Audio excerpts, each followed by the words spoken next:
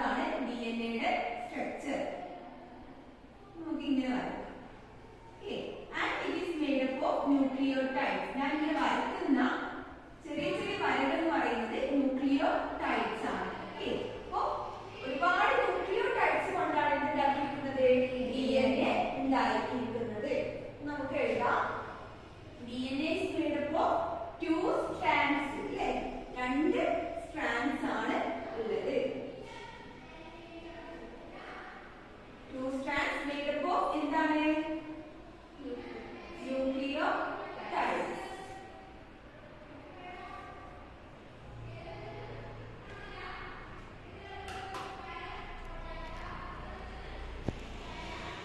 Okay, ഈ ന്യൂക്ലിയോടൈഡ്സിന്റെ സ്ട്രക്ചറിലേക്ക് പോയാലോ. Nucleotides ഉണ്ടാക്കിയിരിക്കുന്നത് ഒരു ഷുഗർ മോളിക്യൂളും അതിന്റെ കൂടെ ഒരു ഫോസ്ഫേറ്റ് ഗ്രൂപ്പും പിന്നെ ഒരു നൈട്രജൻ ബേസും കൊണ്ടാണ്.